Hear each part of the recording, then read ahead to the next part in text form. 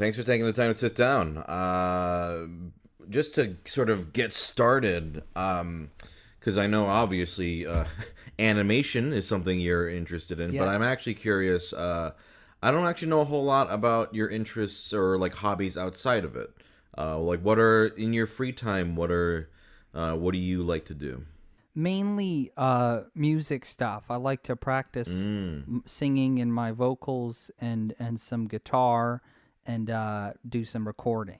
So when you're not, let's say, working on the main channel, it's primarily music. Then outside of that, I would say so, yeah, or I'm just like drawing for fun. Other than that, that's okay. basically it. Cool, cool. And can you play any other instruments besides guitar, or is it primarily guitar? I can do other guitar alike, so like bass and ukulele and like dulcimer, but I'm trying to learn violin, but it's the most difficult instrument in the world and I hate it. How long have you played guitar for? Um, I think 6 or 7 years now. Oh, okay. It's very interesting to me because I look at I look at your work, and it's pretty astonishing to me, like the for sort of almost variety of styles you're capable of. Like, Thank you. yeah, and it really, um, when you asked me to do a voice for Big Top Burger, at the time I had seen some of your stuff and I was like, oh yeah, this guy would be really cool to work with.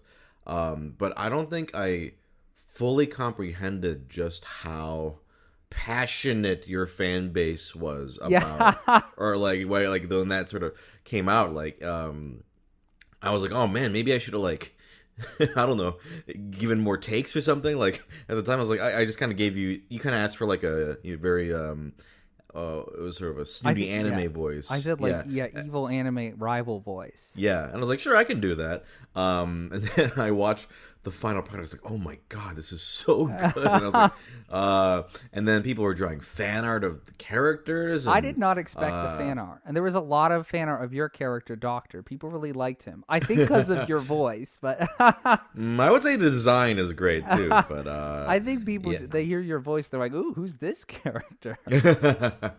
So the reason why I bring up, for those of you who are not aware listening, Ian is a fantastic animator. WORTHIKIDS. Is your YouTube channel called WORTHIKIDS? I forgot That's to check it, Worthy beforehand. Kids. Yeah. I'm sure you've seen his stuff on Twitter or YouTube, but it's interesting to me that you have that, and also you are into music. It's like truly nothing's enough for you, huh? You just got to be good at That is things. how it feels. Like lately, I'm trying to learn like metal vocal techniques, which I keep joking with my friends. It's like this won't benefit my career at all. Like learning to like fry scream does nothing for my career. I don't need to do this. And it's just like, Sure. but wouldn't it be cool? I'm like, I really want to though. No, that's great. I think, pursuing stuff just for the fun of it, for the satisfaction of it, is honestly underrated. I think a lot of people focus on, Yeah. oh, what's good for my career? What's good for, like, such and such? But no, absolutely. Like, doing things just because it's fucking fun. And I think I you get get behind that, addicted yeah. to the learning process of like, well, I learned how to do this thing, so I can probably do this, especially with vocal stuff where it's like, my main goal is to try and learn to sing, very smoothly, very like, kind of the opera style, most relaxed voice possible. But like along that journey, these forks appear where it's like, well, related to this is like more harsh vocals and stuff because they also require a very relaxed throat. So it's like I can't say no to them. They called me, and I listen to a lot of like new metal and stuff. I love this specific genre that I call AMV rock, which is rock music from the mid 2000s that was used in AMVs, anime music videos. Yeah, so yeah. like 3 Days Grace and like Breaking Benjamin and Skillet and all those bands. Corn. Yeah. Hell yeah. We'll go back to AMVs in a second, but are there any sort of like skills or things you are interested? I know right now, you're focusing on music, but are there any other skills you're interested in developing? It's a good question. I guess I have a passing interest in sculpting. I mean, I do a little sculpting in the 3D world, but that's obviously different from working with clay. And again, that's like I don't see any immediate use for that for my career, but I think it would be fun to try. So sculpting in like just like I forgive me for sounding like a moron here, but what sort of sculpture, I guess, specifically, like anything or What the main use that comes to mind is I like the idea of like making one-off clay sculptures as gifts for friends because I really love a figure, but the idea of being able to make like a custom figure is very cool to me. But I don't know that I sure. don't have that skill set at all. If you did have that skill set and could make one figure right now, what would that figure be? Oh, do you know the animated film Food Fight from 2011? It's got this. I do. Okay, Yes. okay. So the main character in that, Dex Dog Detective, I would make that Oh voiced by man. Charlie Sheen. I would make that dog character as a gift for my friend Maddie because she loves Dex Dog Detective. So that's the first thing that comes to mind. That's right. I wasn't. Is Christopher Lloyd in He this? is. He Yes, voices yes, Mr. that's Clipboard, right. the villain, or one of the villains. That's right. I have not seen this film. I've seen clips, but I'm well aware of its reputation. I For think I've sure. seen it 4 times, and I would watch Yeah. it a 5th time on a dime because it's an incredibly funny film. I mean, not that it's trying to be funny, but it's funny in ways it doesn't mean to be. It's just very entertaining. The mocap animation is despicable. That and you look at the poster and just Charlie the Tuna is front character pretty much. On They this go poster. brand forward, and then their original characters on the side. That's incredible. How long is this? I Oh, think it's like 87 minutes. Yeah, yeah, Okay. and the whole thing's on YouTube. If anyone wants to watch it, it's up there for free. I don't know. I don't think the publishers care that much. They're not like cracking down on fan uploads. I may have to actually sit down and watch this at some point. I'm Shit. trying to spread the disease, the food fight disease, to as many people as I can. Now you mentioned AMVs Yes. earlier. I assume then that you must have some knowledge of anime. Yes, I think anime. I was way into it as a teen, specifically the shonen stuff like Naruto and Bleach and Dragon Ball Z. Sure. And I think its influence on me is so deep. It's like always there. Like a big influence for the comedy of Big Top Burger and just my sense of humor in general is as a teen I watched Bobo on Cartoon Network. yeah. They had a dub of that, and that just it stuck with me. Something about the jokes in that are implanted in my brain, and I feel like I tried to impart that in Big Top Burger. That makes a lot of sense now that I think about it. Now, do you keep up with anime to this day, or have you kind of fallen out of it? I've fallen off, and I'm always like, it's time to get back on, and then I get distracted. I don't really watch many shows in general. Like I'll put on a movie every now and again, but I'm way too focused on my work, I think. Okay.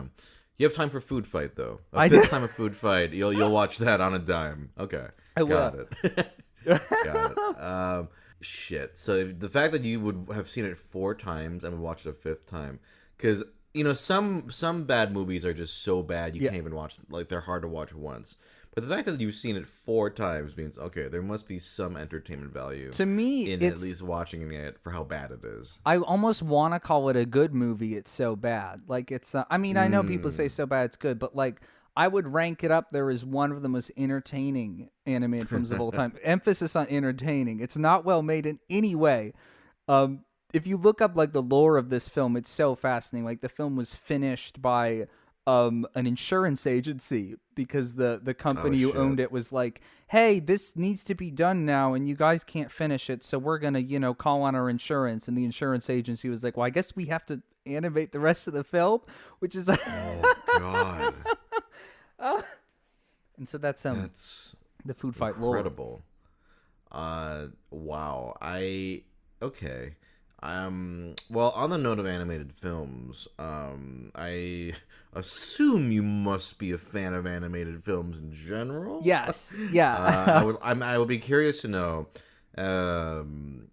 what are like, I don't know, top 5 Do you have a top 5 handy? Off the top of my Fan- head, I haven't given it much thought, but I won't do in an order. I'll just say 5 Sure, random ones. sure.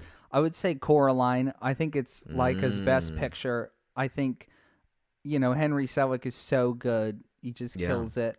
On that note, I'd say Nightmare Before Christmas as well. Another Henry Selick. Mm-hmm. Um, I would say Santa Claus is Coming to Town by Rankin Bass. I adore that Mm-hmm. film. Um, Mm-hmm. what is it? That's 3. I would say The Hobbit, also by Rankin Bass, their animated Hobbit. And then number Mm. 5, I'd go Spirited Away, probably. That is a very solid selection. Although I have not actually seen the animated Hobbit, although I'm aware of it.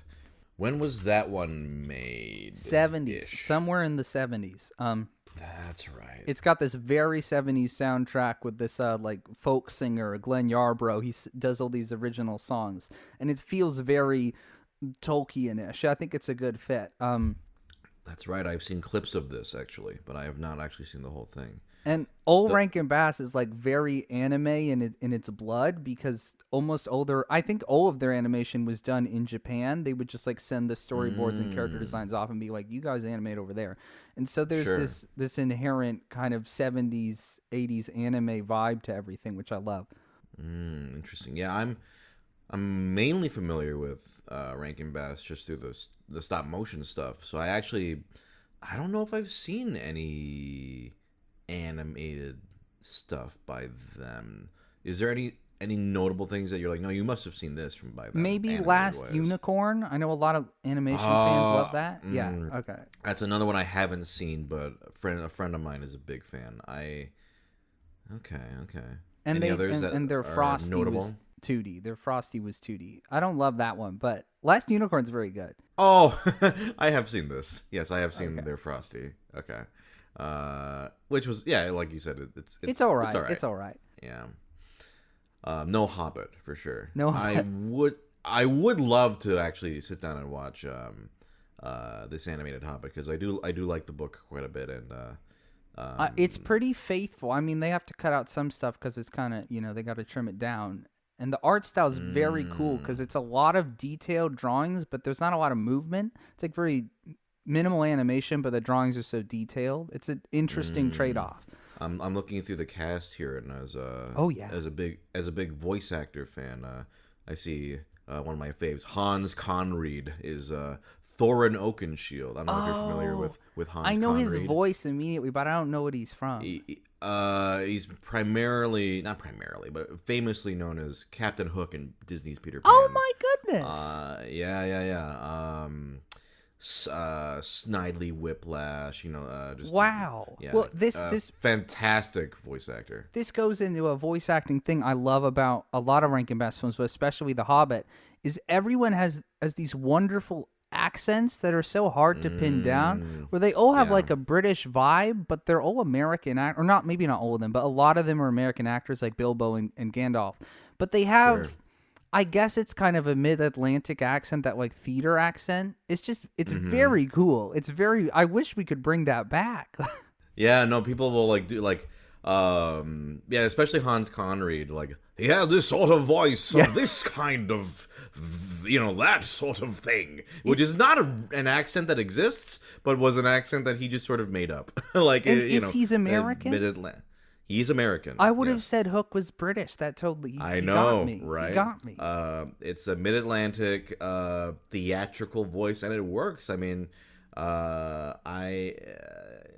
it's in yeah. To tie and it back, still lives on. would you say that's what you're doing as for Big Top Burger? That's kind of the accent you do for Yes, Doctor. no, that's very similar. Yeah, because some people will listen to some of my voices and they'll say British, and I'm like, no, it's not British. No. Like British would be more like this, Yeah, so yeah. this, but no. But more like this. Yes. It sounds British, but it's not British. It's It's like it's Frasier. It's the Frasier accent, I guess. Yeah, exactly. I love that way of speaking.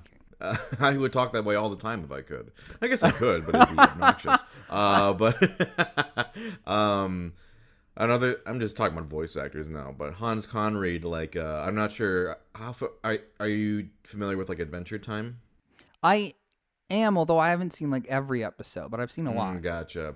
because I believe Ice King by Tom Kenny is a Hans Conried inspired voice. Really? If because Ice King sounds like this, Hans Conried sounds like this. So it's like just make him a little nasally, and then it sounds like Wow. So that's yeah. I love But I Tom's. think that was in an interview. I think he was talking about the influence of Hans Conried in that, which Tom Kenny I has always so found much fascinating. like nasal space that he can use. It's and like so Yeah. much like grit that he can access up there in his nose, and it's like it's a wild palette. I love Tom Kenny because like he was in so many cartoons I watched as a kid, and I started to. I thought pick up on the like palette of his voice. So I'm like, I can spot him anywhere now. He just stands right out. And then I heard him in Clarence, and I was like, I don't know who voices that character. And it's like, oh, it's Tom Kenny. I'm like, no, it's not. He can't trick me again. But he can. Shit. He's so good at hiding in plain sight. I will say, when I was a kid, and even I would say even now, but as a kid, I actually did have a very good ear for the similar to like what you were saying, where I could recognize a lot of voice actors, not because even that they were like the voices sounded similar, but just their sort of I don't know, just how they Yeah. spoke. Like The palette. you got the, like, like Jeff Bennett, Tom Kenny. I don't know how familiar you are with voice actors. I'm pretty. I love the especially the voice actors of my youth. So like a lot of the Nickelodeon people and stuff. Gotcha. Like, your Jennifer Hales and such. It would be. I would have. What's her name? Kath Soucie. Definitely can like. Whenever I hear Kath Soucie and anything, I can definitely pick her up. And I would be curious. I haven't actually seen Clarence. I've heard good things about Clarence, but I would be curious to hear what this Tom Kenny character. He goes so gravelly and so low, which is not a tone I hear from him usually. Usually he's quite high, but he goes low and it throws me off. Shit. Another one, Tara Strong has so much variety. She'll throw me off all the time. Like I watched Chowder for the first time, and it's like, no, that's Tara again. Is the mushroom lady? I'm like, no, it's not. Yeah, she's great too. Well, on the subject of like voice actors and their palettes, I love listening to obviously the big guy Mel Blanc. He has so much distinction to his voices until he screams, because I feel like the technique to scream very well, which he is a great screamer, you can't make much distinction when you're screaming, so it just turns into Mel Blanc's voice, which I think is a fun feature because it makes all the characters kind of connected when they yell at each other. No, it's I would say the hardest part of voiceover to just like, let's say, make it distinct is when you're yelling, for sure. Because then sometimes when I was a kid, if a character yelled, I'd be like, oh, okay, that's just Bennett. There's the giveaway. I was like, got it, there we go.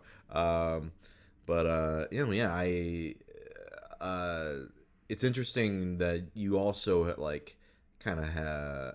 Who are some of your other favorite voice actors? I guess now we're on the subject. I'll try and go off the top of my head. Let me think. I immediately go to Rankin Bass. I love Mickey Rooney. He's more of a screen actor who just did a lot of voice acting as he got older. But like his voice immediately is so like pleasant and like wholesome. It just stands out. I don't know her name. The actress who played. Speaking of Peter Pan, she voiced Wendy, and I think she voiced Alice in Wonderland. Catherine Beaumont. That's it. Yeah. I think she's actually British, unlike some of these. She is actually British, and lovely voice. Yeah, for sure. I think she mainly only did those roles for voiceover. Think so. Yeah. And but they're great roles. And she like continued to voice Alice and Wendy as she got older, which is wild. Yeah, I think only couple years ago, or more, maybe like 10 years ago, she was replaced, but she voiced Wendy and Alice for a long time, actually. I think even in maybe the first Kingdom Hearts game, I think even then, which is crazy to think about, like, the 1950s Peter Pan all the way till Kingdom Hearts of all things. But yeah, and I believe she's still alive, actually. I think so. But yeah, no, she has a wonderful, wonderful voice. A lot of those classic Disney actors, especially in the sort of I want to say 50s. This is a Yeah. pretty wide range, but there's like a lot of great ones in the 50s, a lot of great ones in the 70s that I'm very fond of. I don't know. I'm I getting really nerdy into like very specific voice no, actors I now, love this but because I was just thinking of there's of course June Foray, who's got yeah. so much range, and she's in Frosty as like the little girl character, and I can't believe how much she tricked me because I was watching it recently. I'm like, I love when they get a real little kid voice actor. This is wonderful. It's like that's June Foray. She got you, and I'm like, no, no, and then June Foray was yeah, amazing. Yeah. I love he's in like almost every Rankin Bass thing, but he's also in a lot of Disney stuff. Mr. Paul Frees. His voice Oh, yes! so good. I love his So voice so good. much. I'm like obsessed with trying to get an impersonation down, but he has such a low timbre. Paul Frees is amazing, and on a similar note, you know who does like just amazing spot on impressions of his stuff is are you familiar with Corey Burton? The name rings a bell. I'm not sure who. Corey Burton basically took on like he's Ludwig von Drake now. He's like ton of like he's Captain Hook now actually now that Oh, wow. like he has just this impeccable quality of almost perfect voice matches of like several different he's Dale and Chip and Dale, he's just a whole bunch of different characters. I mean, his range can go from he's Ludwig von Drake and Disney's DuckTales and all the Donald stuff, and then he's like Ares and God of War, or is he Ares and God? No, he's Zeus and God of War. Like he can just I've definitely seen his name everywhere. He's like one of those everywhere voice actors. Yeah, if you've been to like Disneyland, he does a lot of the like. Welcome to the Disneyland tram. That sort of. He's that guy as well. I mean, he's an absolute legend. But going back to Paul Frees, yeah, just absolutely amazing. I'm not as familiar with his stuff in the Rankin Bass stuff, obviously, but on the Disney side, he's just fantastic. I think people would know him for in Santa Claus is Coming to Town. He's the Burgermeister, and he puts on a German accent. He's like, "Hello." His accents are always so goofy because like his just natural speaking voice is so accented. He's like, I'm Paul Frees, I'm a man. Like, right. I think he just normally talked like that. I don't know. I mean, I assume a lot of these actors were trained in this like fake accent. They probably like learned it in theater school or something. I don't know. I believe it was a lot of it was just like in theaters, like just theater training, theater school, like that's how you talk. Yes.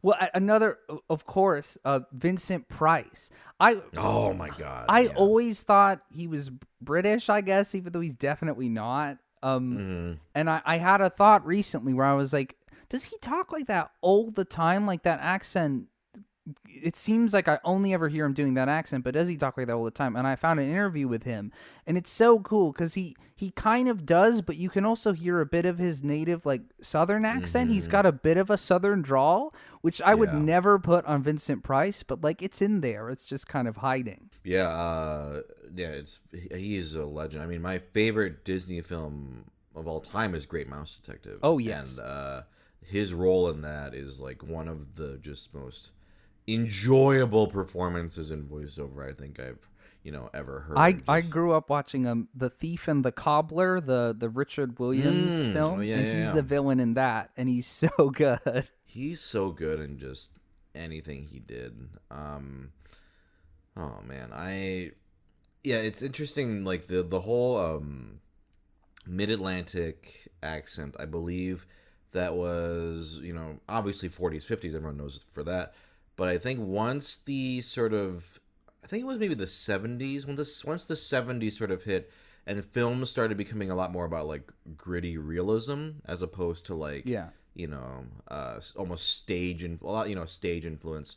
That's when we started to go, oh, we can talk like normal people. Like normal people. like, yeah. Like there's a distinct American 70s accent that isn't like a theatrical one, but it still sounds different from how we talk today. Like I think of in like Rankin Bass little drummer boy, the like little kid actor. He talks like this, father, and it's like immediately makes me think of the 70s, but it's like I think just culturally Americans talk like, not all Americans, but like some, and it's like, woo, it's weird. We don't talk like that now.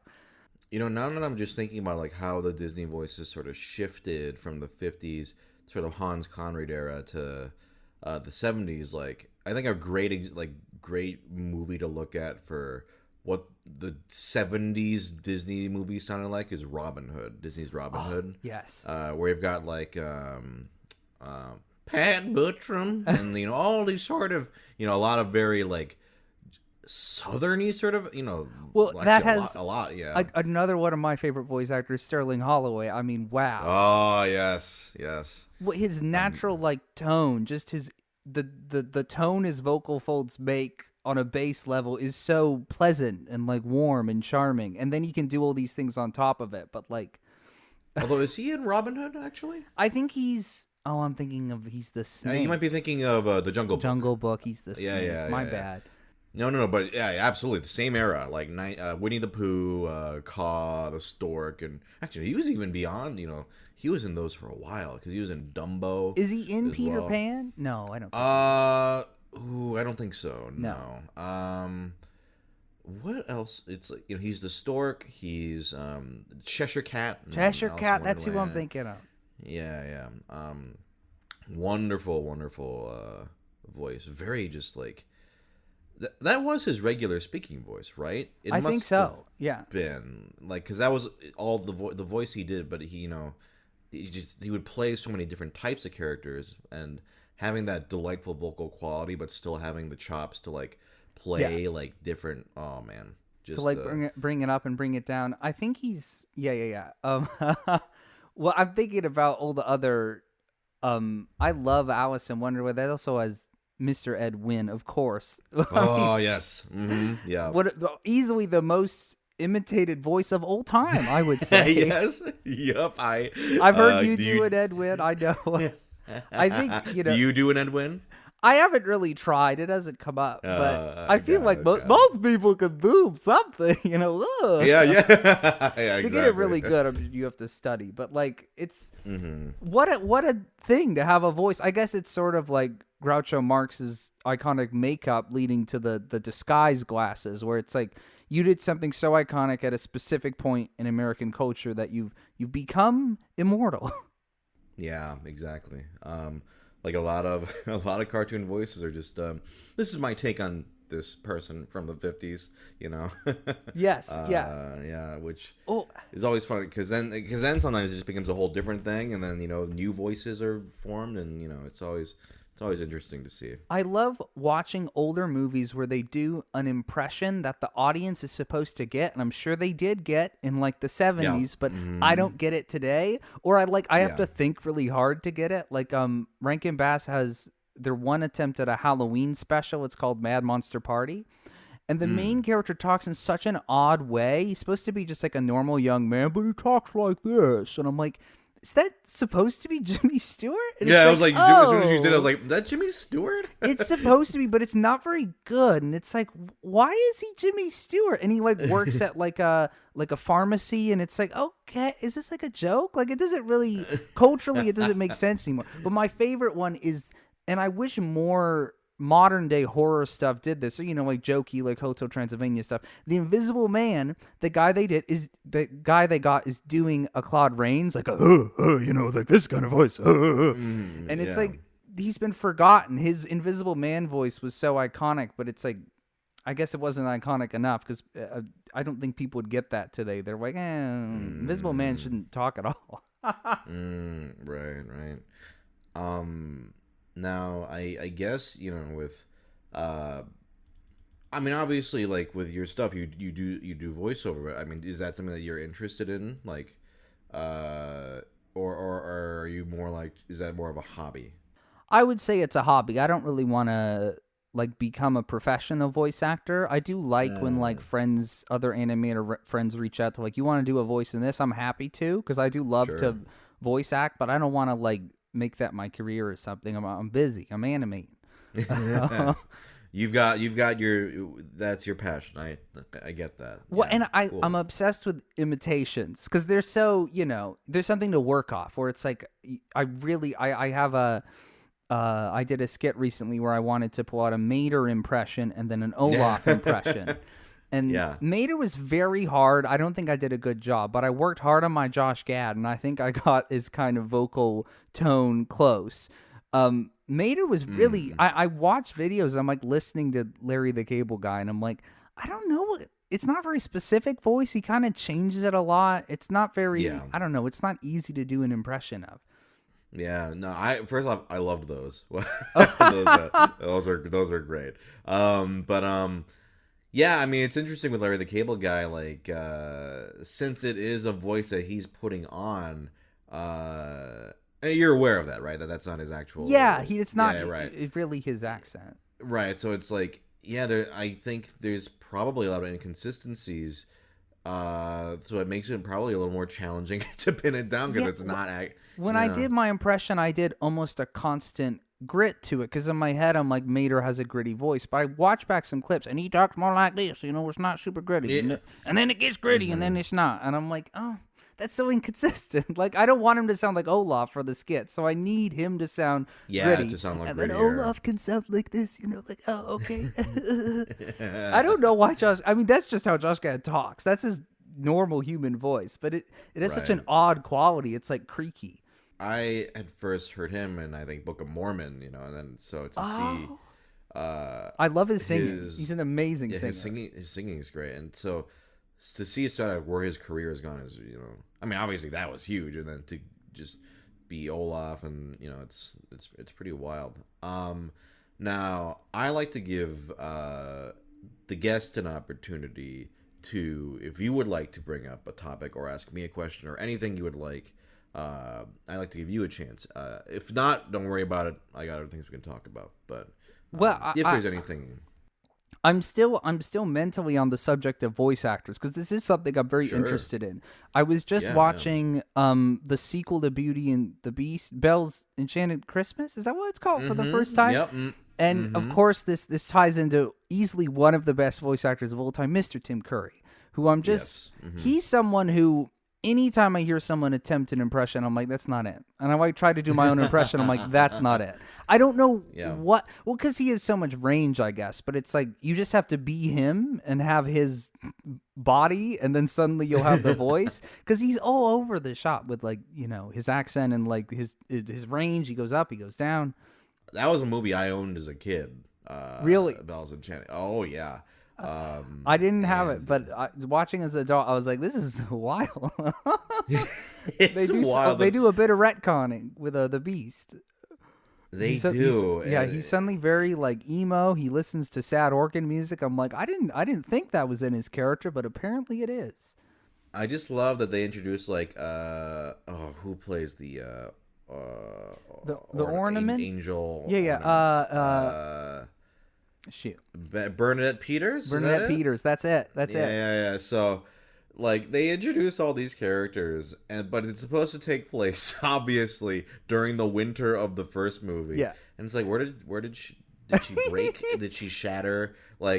Why don't they mention the fact that there was a giant evil pipe organ that almost tried to kill them in I the couldn't get time. this. I was watching with my roommate, and they destroy. Spoilers: they destroy Tim Curry. They destroy the pipe organ, and I immediately was like, "Wait, when they all turn human, is his body? Oh yeah, it's a in mangled corpse." They didn't touch on that. They left it out. Interesting choice. Interesting. Yeah, no, I've had the same thought of in the climactic fight in Beauty and the Beast. I think a bunch of plates get shattered. And it's like, were those people? Were those people?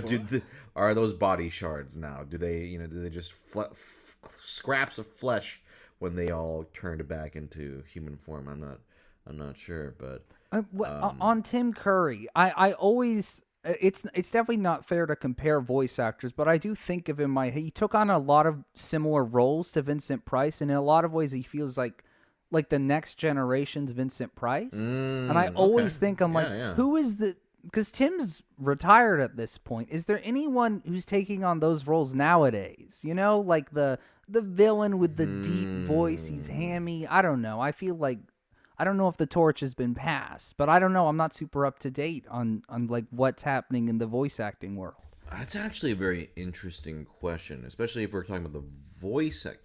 I didn't know Tim Curry was retired, actually. I'm making a guess. I know he had that stroke and he hasn't been in as many stuff, but I don't know if he's retired. Yeah, I'm trying to think of who would be like today's Tim Curry or today's Vincent Price. I just saw him not that long ago. We were watching Home Alone 2 around Christmas time. Rob Schneider. Rob Schneider, Tim Curry. Oh, man. That's a very good movie. And I love, well, on the subject of sort of voice acting, I forget the actor's name, but the guy who plays Marv. I had Daniel Stern. Daniel Stern. His scream is impeccable. It's such a good scream because it's what makes all of the jokes in the film, the kind of the hits, the kind of, the damage. It's what makes it so funny to me is the way he screams, because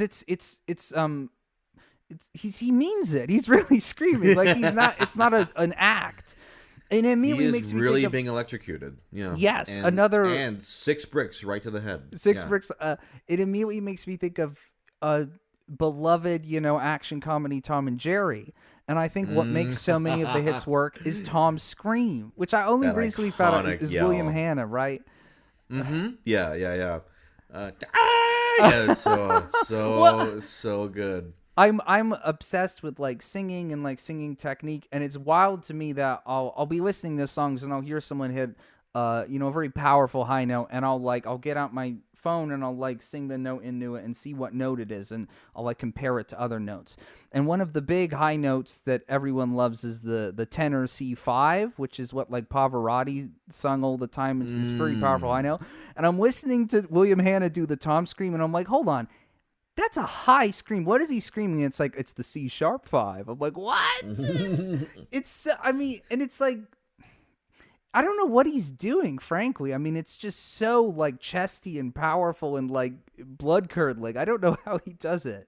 I really think they just slammed his hand in a door or something, like, hey, let's just recreate it. Yeah. Just beat him up. I don't think anything else could have recreated such a powerful such a pained scream.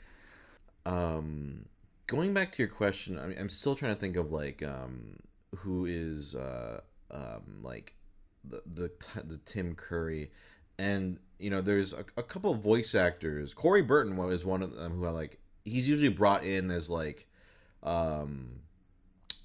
he did a lot of Christopher Lee's stuff when Christopher Lee couldn't do stuff. Wow, that's a range. If you can do Christopher, that's low.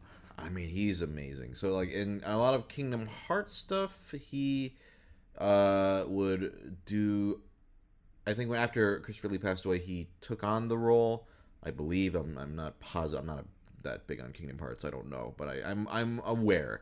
And another actor who is also very good, unfortunately, just recently, I believe, had a stroke, was... are you familiar with Tom Kane? Tom Kane? I don't think so. Primarily known, let's see, Professor Utonium in Powerpuff Girls. Okay. That's a great voice. He was Yoda in a lot of stuff. Wow. Whenever Frank Oz wasn't doing it, he was always Yoda. I believe he was Count Dooku as well. Ooh. He another just like amazing sort of like that sort of gravelly, like sort of theatrical. So those two come to mind. But I'm just trying to think of like even on a live action scale or an animated scale, like who's sort of what's the word? Tim Curry-esque. I don't know. It's a specific. Any actors come to mind for you? No, I mean I haven't been able to think of anybody who's like doing that. They could be more of a screen actor as well, because of course Tim Curry was in a lot of screen stuff, and so was Vincent Price. But I don't know. Yoda is irreplaceable. Yoda made me think of, because I wanted to bust out a Yoda impression for my Star Wars animation, Palpatine's Journey, and I was Yeah. like, I was doing, kind of the basic Yoda, like, oh, Yoda. And I realized, I'm Hmm. like, no, this is wrong. Because Frank Oz does a specific thing as Yoda, which he does for a lot of his Muppet characters, which is like, Hmm. I think the technique is called like, you're like speaking with your false folds, sort of. It's like this kind of stuff. It's a Hmm. very, Yeah. it sounds very, and he definitely does it as Yoda. And I don't hear a lot of Yoda impressions actually doing it, and it's like, no, you gotta do the false fold. Yeah, yeah, yeah. I mean, Frank Oz. I mean, just Wow. on terms of voices and performing, yeah, he's pretty amazing. Like, um, I'm a big. I mean, I love Muppets, but I'm an even bigger, weirdly enough, Sesame Street fan. Okay, I mean, Is I love the specifically Sesame like Street the voices. like the '80s era, '80s to I think the best way to describe it is like anything pre Elmo to Oh, like the '80s. I mean, Elmo's fine. I mean, yeah, but the on tone the sort of timeline shifted. pre Elmo. That's the era of I don't know how familiar you are, but like follow that bird or follow that bird. Are you familiar with that I'm film? not. It's a theatrical Sesame Street film from the '80s where Big Bird runs away and then all the Muppets just go on like this sort of um, journey to find him. And he gets captured by like a circus or something. It's very good. I've it's I've it's seen very trailers for charming. it on VHS as I had as a child. I remember that, like little like ads before the VHS plays for that film because I remember like Big Bird with like a suitcase. I'm looking it up right now, and I did not realize that Ken Kwapis of all people directed this. Ken Kwapis is Oh, now known for like a lot of like single camera sitcom. Like he directed a lot of episodes of oh, The Office, Freaks and Geeks. Just like a legendary comedy director. I did not know he directed Follow That Bird, which well on a similar subject, I love Frank Oz's directorial work. It feels very different from mm, what I'd expect, given like Sesame Street and Muppets, but it's so distinctive and like, oh, he's an interesting director. he is a very interesting director. Yeah, I think what have I seen of his like, it's one thing I like a sort of missing. What do you call it, like a blind spot for me is I have not seen Dark Crystal. Really? I have not seen Dark Crystal, and he didn't do Labyrinth, did he? That was No, Jim no. Henson. I think Henson was still alive. Yeah, I Yeah, think he did Labyrinth. uh, I have not seen either of those films. Really, And I would put Labyrinth over Dark Crystal. Wait, that might be. Oh, I don't want to get into anything contentious. I think Labyrinth is a bit more fun. Dark Crystal is very like serious and like fantasy and stuff. Well, Labyrinth is yeah, very silly. yeah. But part of me wants to see like because I've seen clips of the Dark Crystal, and I am interested to see what a very serious dark fantasy because the With puppets puppets, or the yeah. Muppets are amazing in it. Like from what I've seen, the Skeksis and all that. Yeah. But, The Skeksis are very good and with wild voices. I forget who like any of those actors are, but they're all like legends. I think they have these crazy voices. but just going through sort of Frank Oz, yeah, like man, he popped up in a movie I was watching with some friends. What the hell is the movie called? Trading Places. Have you seen Trading Places? I don't think so. Uh, it's a Dan Aykroyd, Eddie Murphy. It's pretty Oh, good. okay. It's Wait, a I've heard little. of it. I haven't It's seen it. dated, but it's pretty good. But Frank Oz appeared all of a sudden in it as a police corrections officer. I was like, oh shit, Frank Oz. I don't think I've ever seen him physically appear in a movie. That'd be wild. Oh really? You see him in Blues Brothers. Oh, I and haven't then- seen it yet.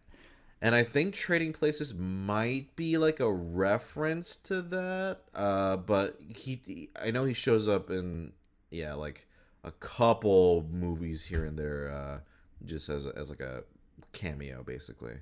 But then you hear him talk, and you're like, because I'm not used to seeing him physically. I know what he looks like, but I know. when what it is I don't too, I don't yeah. instantly go Frank Oz, but then he starts Yeah. talking. I'm like Frank Oz. I'm like Frank Oz. Yeah. Yeah, another just amazing, not only director but performer as well. Like, his Muppet voices are incredible, but then that the fact that he can also do that many different Sesame Street characters on top of that Yeah. is nuts to me.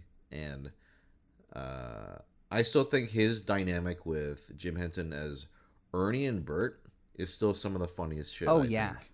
I love. I'm. I wouldn't say I'm more used to hearing non Jim Henson Kermit.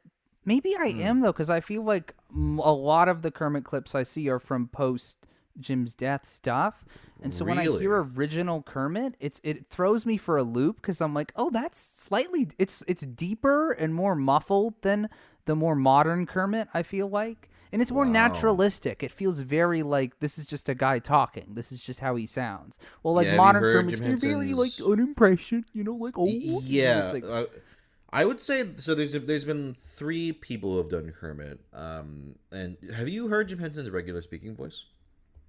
I think rarely. I know it sounds Okay. similar to Kermit, but it's a little It's less. a little bit like Kermit, yeah, just like, Yeah. but very just regular guy. That's so interesting that you say that because for me, Jim Henson Kermit is like that is I'm so used to that. I think that the Kermit after him, Steve Whitmire, was actually good. It was, it's, but I think it was pretty solid. The new guy to me is very, it's it.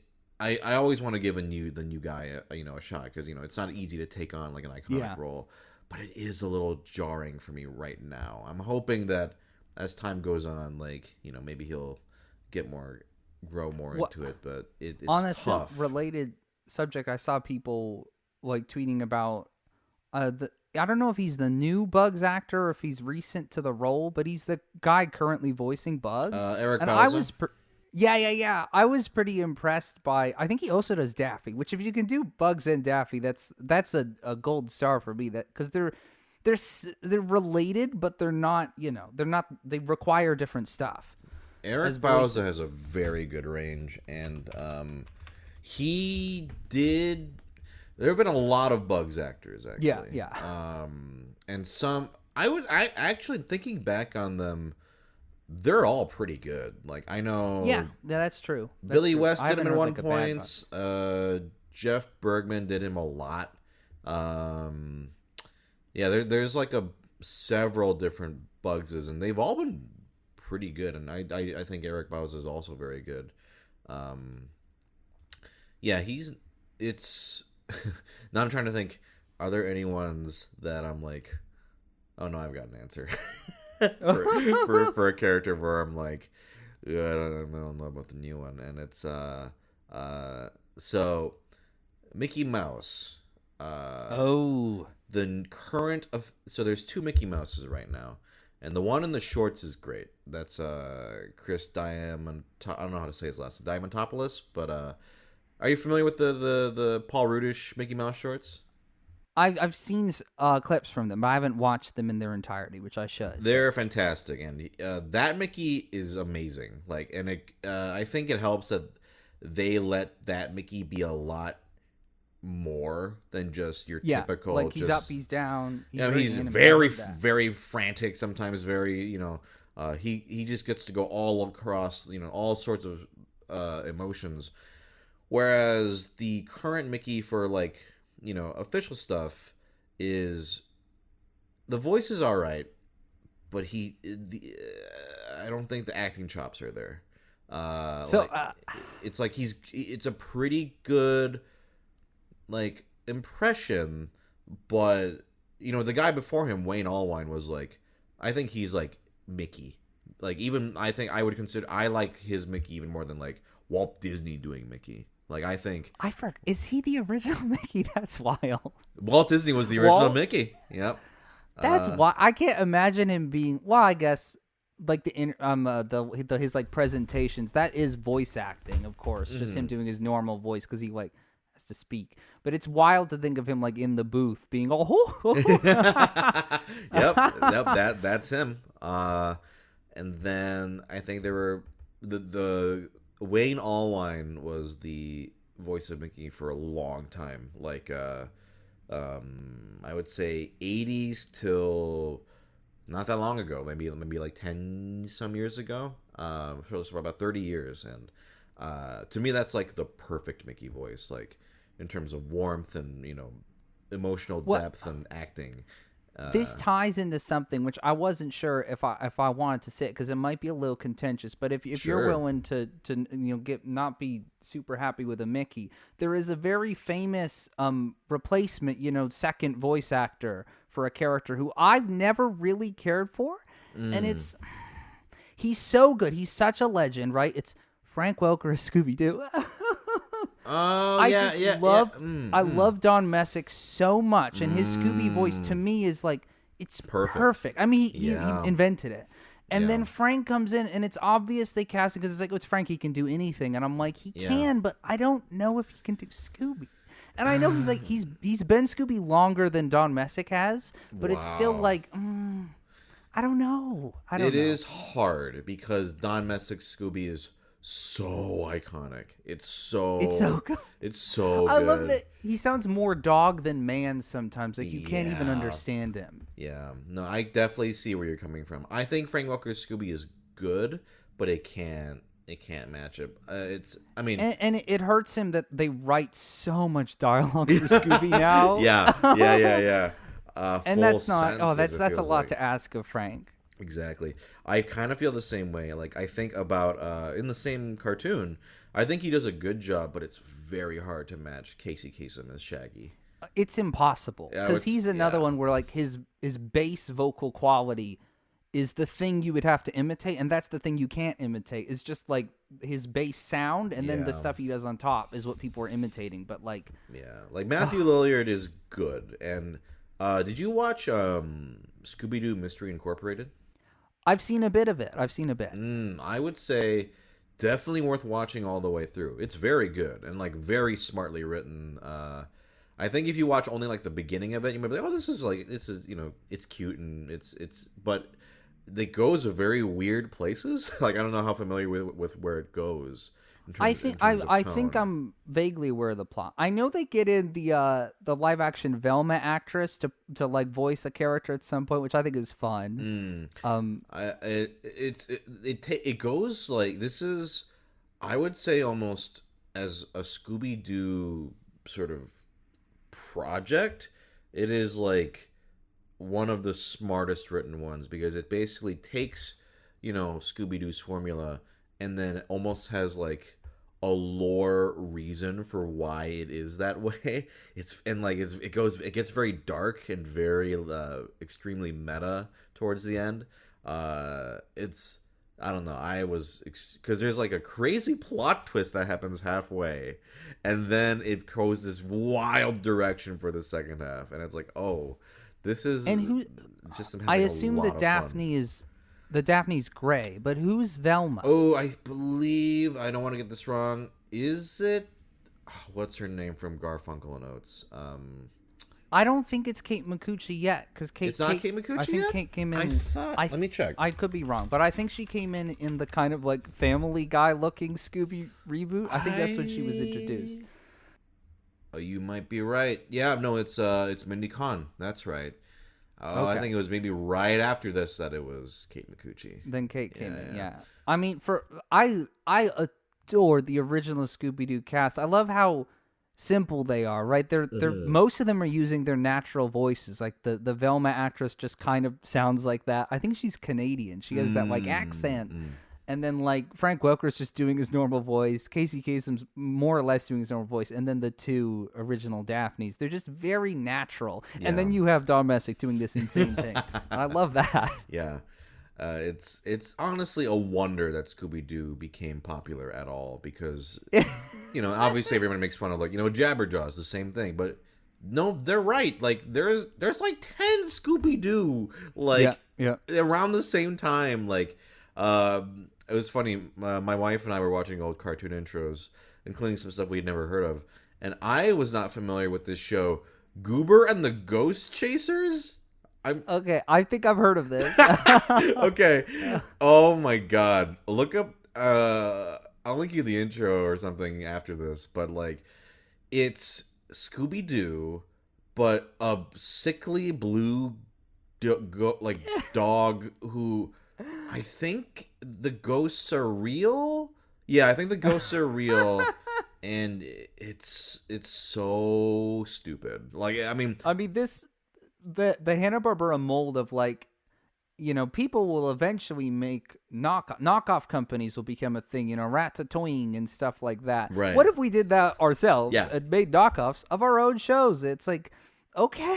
yeah, exactly. I mean, I love Hanna-Barbera so much because they're pioneers of very cheap animation. Yeah. Which, like, that's such a key to animation becoming what it is today, is making it cheap. Sure. And sure. Rankin Bass did the same thing with the very cheap stop motion. And I just love economic animation because it means you can make more animation. And I love that. Yeah.